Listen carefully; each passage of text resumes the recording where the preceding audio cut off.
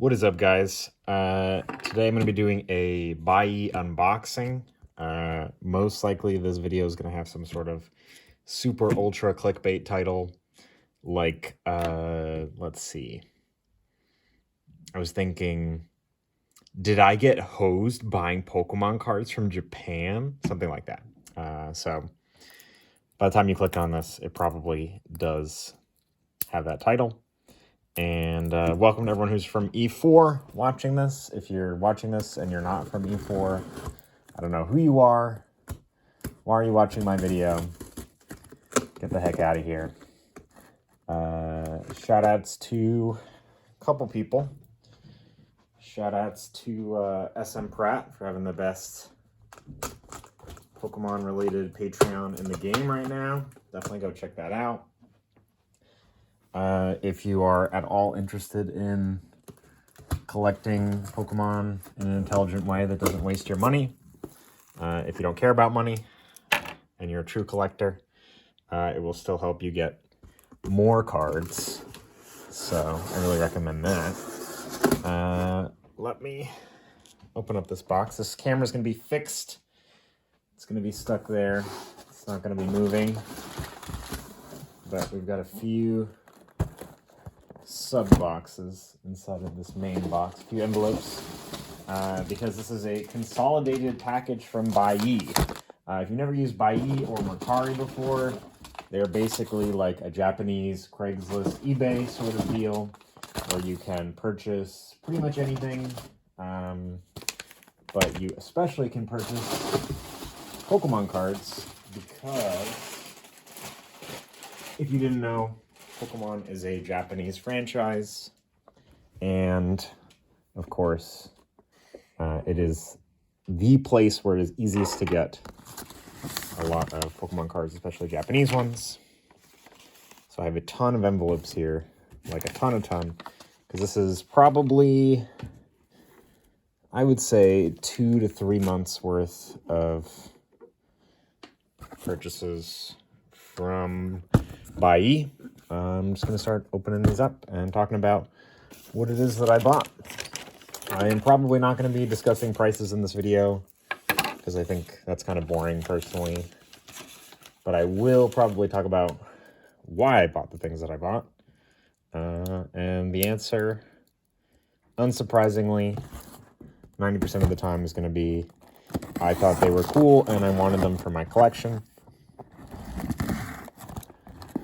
And that's just how I roll. So, thanks for sticking around. Thanks for watching this video. Pretty excited because this is my first consolidated package from Buyee.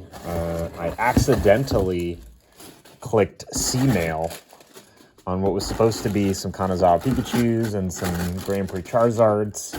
So I'm probably not going to see that for 5 to 6 months. I've pretty much accepted that that's lost to the sea. Here is the first thing that I bought. Let's open this up.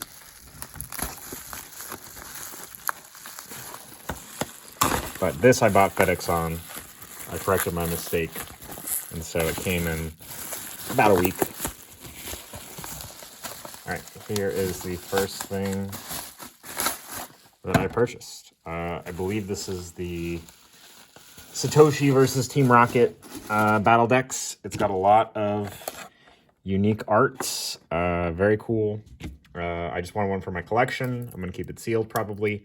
It has one of, if not, like top 5 cutest cards in all Pokemon. It probably has one of the cutest cards in all Pokemon in the Rowlet. If you've not seen the Ash's Rowlet card, it is insanely adorable. And for some reason, it's like $70. So I was like, well, for $70, I could buy half of the literal actual box and just display the box. So that's what I'm going to do. I'm just going to keep this box on a shelf, display it. And all of the cards graded have a little bit of a premium. Found this one for about $180. Shout out to my boy West in Pieces. He showed me a good deal. And, you know, sometimes when you see a good deal, you just got to buy it. Said I wasn't going to discuss prices, but, you know, we'll see how that plan holds up. under fire. Okay, so this next thing that I bought, I talked about on E4 a little bit. These are very cool. They're obscenely expensive on eBay. Definitely don't buy them on eBay. They're like a fifth of the price in Japan as they are in the United States. These are the manhole covers. They are just rubber keychains that came out in Japan. And they're just these very cool manhole covers. In Japan, actually, they have dozens and dozens of these different manhole covers across the country. And I believe these were randomly assorted into different packs. So you didn't actually know which one you were going to get. You had to buy it kind of as a blind bag. And I bought a couple that I thought were particularly cool. Because, you know, we like cool Pokemon stuff. And these are I believe they are the Yokohama Pikachus. I'm just going to leave those there. They're kind of like a good solid thick plastic. There's the huge metal ones that actually are heavy, like you could hurt someone with them. And that's a little out of my price range. Azul Rai was the first one to show me those because he picked up the Gyarados ones. But I wasn't ready to drop like $100 on what I thought was kind of like a cool novelty. I was like, what would I use them for? Like a giant cup holder. So I figured instead I'd just buy these. Pretty happy with my purchase. Put them on a key ring. I think they're pretty cool. I'm actually just going to slice open a whole bunch of packages here. And then I'm going to make a stack of the cards because you can't see it. It's slightly off camera, but to my right, there's a massive stack of these green envelopes, probably like 20 deep. And this video is going to be like 30 hours long if I don't just dig everything out, which is what I'm going to do first for your viewing pleasure. Hope everyone's doing well.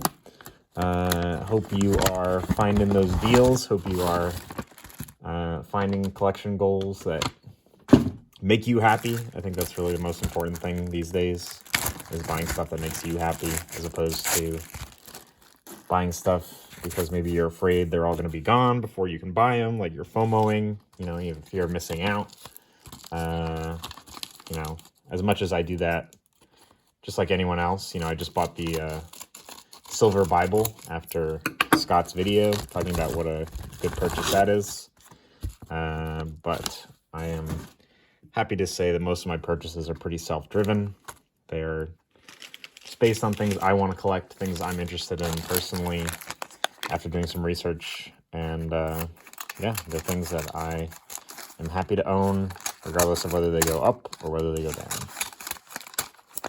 I tend not to buy graded cards. I tend to buy things that are raw. I think grading is kind of part of the fun, to be honest. I think if you are buying stuff ungraded and you don't at least get a little bit of a thrill from submitting things, you probably should just buy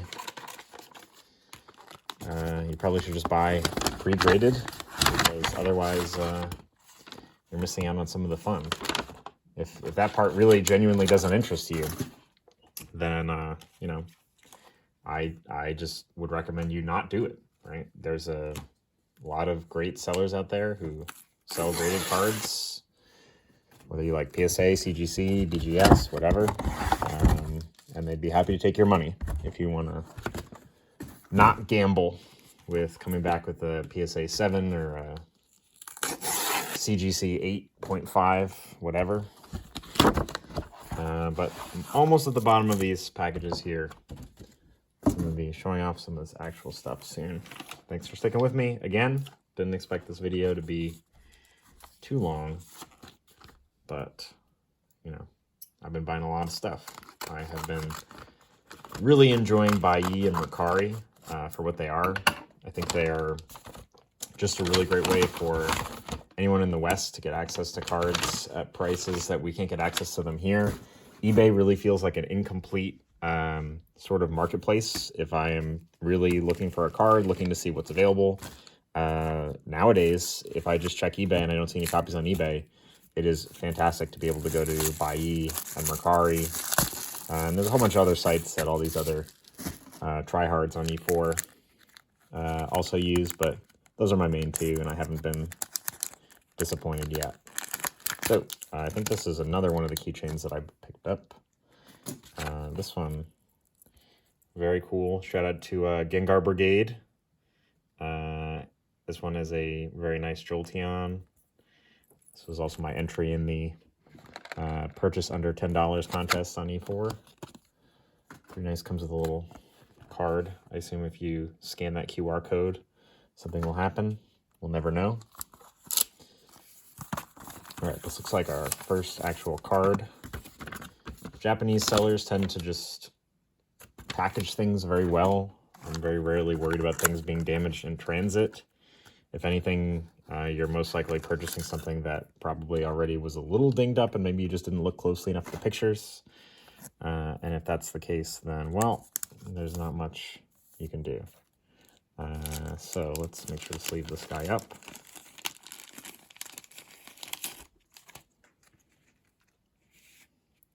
So this card, let me just talk about it for a minute. This card is the Not Awake or Natawake Psyduck. I'm not sure exactly how to pronounce it. Basically, you may recognize this art from the Black Star promo that came out in the United States. There's a little bit of whitening there on the top, but I'm pretty happy with the condition overall, considering this is a 20-year-old promo, and the surface looks very clean. The pop report for those is extremely low. And when I say extremely low, I mean, I think there's like 1910s, and there are 1910s and like maybe like 30 or 59, something like that. I don't know the nines offhand, but I know it's a very, very low pop card. And it's a card that happens to have one of my favorite arts in all of Pokemon. It's an art that's very nostalgic for me because I remember having the Black Star promo when I was a little kid. Let me take this out of the sleeve so I can take a look at the condition.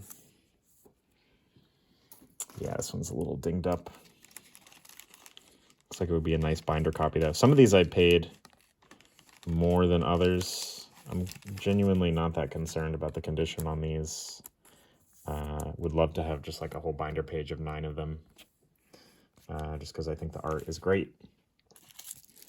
And you may notice a trend in some of the things I'm buying is that, well, it's probably a good idea to buy Japanese cards from Japan, true, but I also really like promos because the circulation tends to be much, much lower than things like set cards. All right, this is a fun little collection that I picked up. Let me show you this. So we've got Primeape from Jungle. Got Primeape from Team Rocket. Got Mankey from Team Rocket. Mankey from Jungle. And another Not Awake promo. This is the Mankey. All right, so this card, the Not Awake promo Mankey, probably the hardest of the 5, 6 of them to grade. It just is super glossy. The centering is terrible, but just look at that art. You can see his friends jeering him on. It's like when your friends rile you up to go shoplift something. It's just a great looking card, very cool.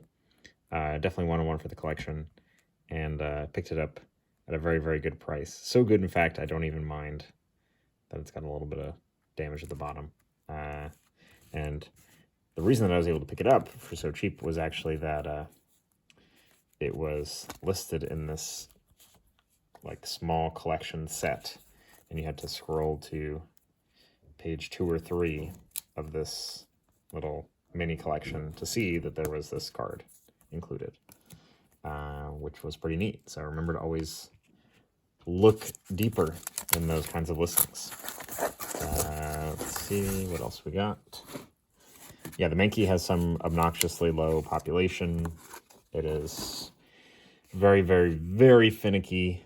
And, you know, I know there are a couple of not a Wake collectors like Joaquim. Shout out to Joaquim. Probably pretty hype watching this video, seeing how many I was able to pick up. And Nate G. Those guys have been really very cool. So this is the birthday Pikachu card. Looks like it has a kind of minor indent on the back, but the front is super clean. Yeah, this card looks good. What I'm going to do is I'm just going to try to flatten this out in a book or something like that.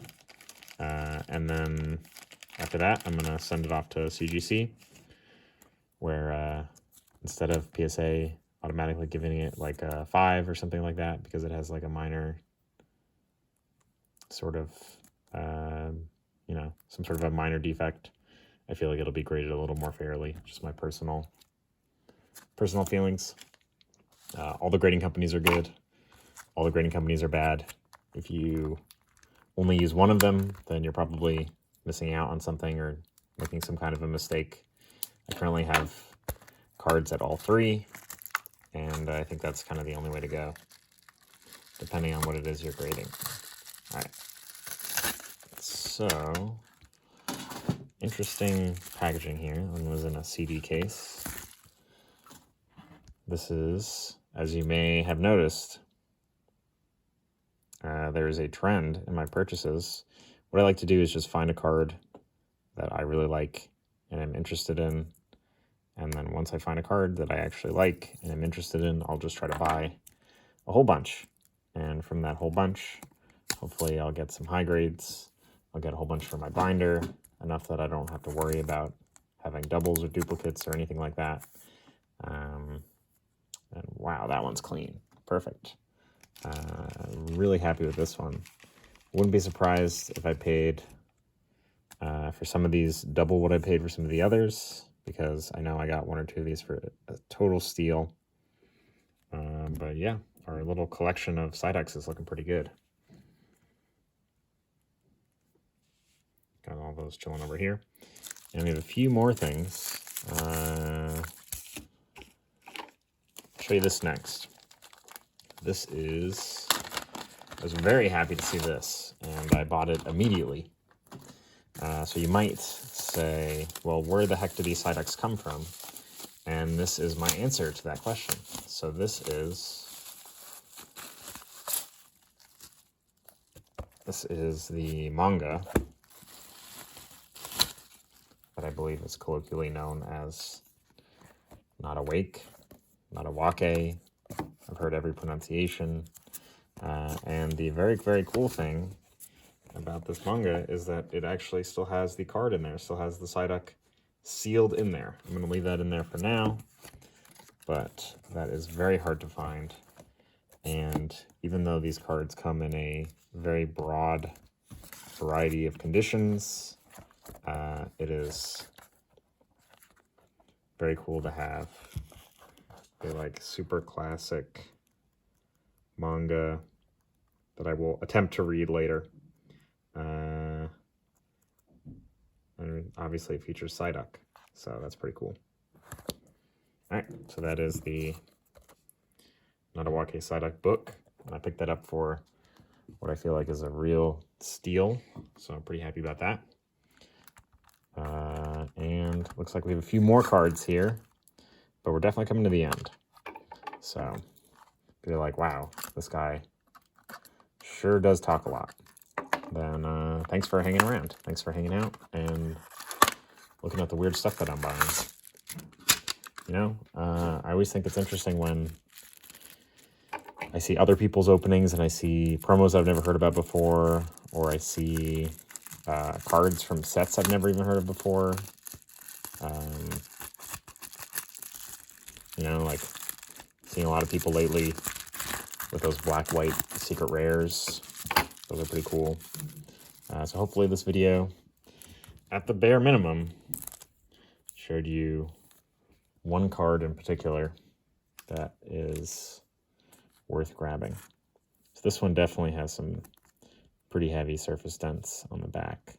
But it would make a beautiful binder copy, which is what it's going to be. So you can join our little army there. And these... Oh, wow. I just realized I have another, like, 7 envelopes here. Wow, this is going to be a long video. My apologies, guys. Thanks for sticking around. If I were to have opened this on voice, you guys would have been here for, like, an hour. So thank you for potentially watching this video all the way through.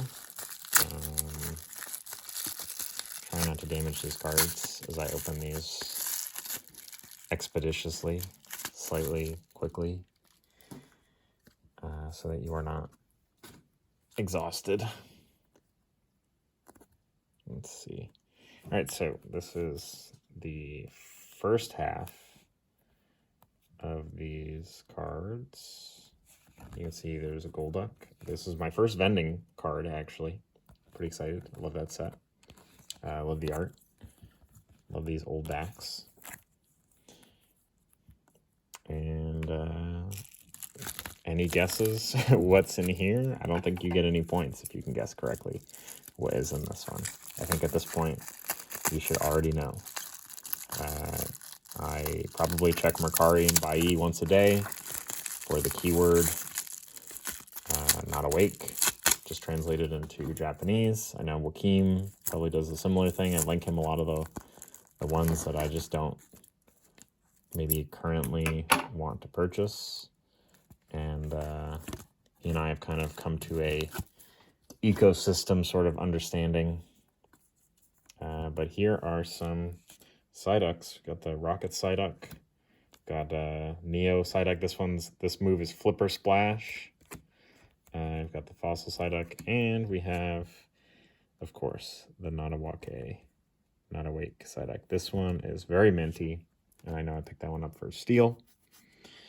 You gotta search those listings. You gotta look for the listings that are kind of underappreciated, unknown. I'm feeling a little bit of empathy for Buckman right now.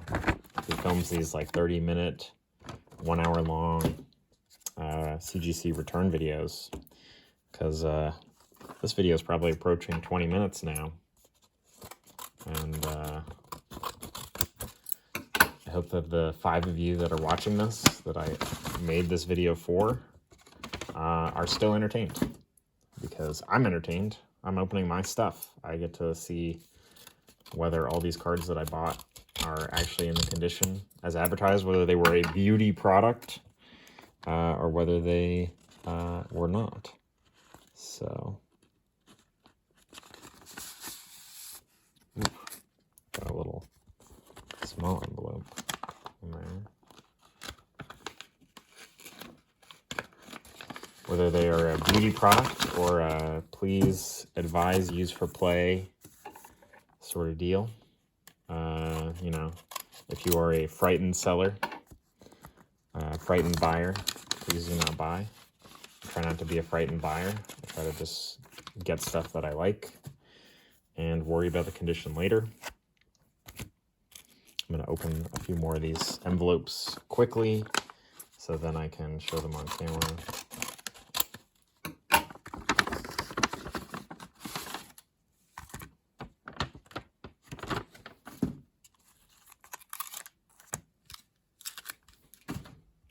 Okay. You're definitely getting there. So the question you might have is, how do I get started using something like Bai or Mercari? And the answer to that is, it's pretty obnoxiously simple. It's definitely at this point a kind of open secret that a lot of these Japanese cards are much cheaper in Japan than they are in the United States. Even to the point where some of these sellers are adjusting their prices to kind of match Western prices. One of the things that I was told, I don't know if it's true or not, is that what a lot of these sellers, or how a lot of these sellers price their stuff, is based on how good the card is in the TCG. So they're viewing things almost as a, like the way that a person who plays the card game would view it. And And people from the West, of course, are buying stuff because it's collectible. And so over there, things like trainers that are very like nice versions of the trainers, like Switch, but like the gold rare one or things like that are much more expensive than they would be here in the United States, just because their buyers there tend to be more focused on whether the card is playable or not. But of course, everyone who's buying from overseas, their focus is probably just about, let me get a little, thank you, Pikachu. Their focus is probably just on whether the card is cool, whether you want to have the card in your collection. Okay, so speaking of some cool cards that you probably want to have in your collection, let me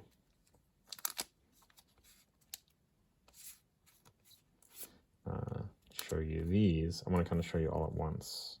So I'm going to have to unsleeve a few of them. Wait for it. I know you've been waiting 12 minutes for just this half, and I've been recording this in 2 halves of a video. So hope you're having a good Monday. First day of spring was this last weekend. And, you know, if you're just chilling, watching this video, thank you. I've met a lot of cool people on E4, especially on the Discord. Like I shouted out Gengar Brigade, Azul Ryu. It's just been a good time over there. And, you know, even though there are some bullies who will tell you that the things you're buying, you know, are not the next big stunk, what you should probably do is just do your own research and buy the things that you like, or buy the things that you think are cool. Because in the long run, they're going to be your cards, and you're the one that's going to have to look at them. And if they don't make you happy when you look at them, why are you buying them? If you want something that will make you money and does not make you happy when you look at it, just put it in a Vanguard low-fee whole market investment fund and just don't look at it for 30 years. But if you want to buy stuff that does make you happy, then you should probably buy some Pokemon cards. Because looking at all these very cool nostalgic cards definitely does have an appeal that is hard to measure with money. It's hard to measure in any kind of a meaningful sense, because for a lot of us it's like you're buying back your childhood. For a lot of us it's like you're buying back you know, what it felt like to be on the playground and to you know, see something brand new that one of your friends bought a booster pack of the newest set and you'd never seen it before, or one of your friends you know, told you about how to get something in the game. You ran home to try it in your Game Boy and, you know, unlock something or get something new. It's a pretty cool experience. I think it is, like I said, it's hard to quantify. It looks like we've got one more of these keychains.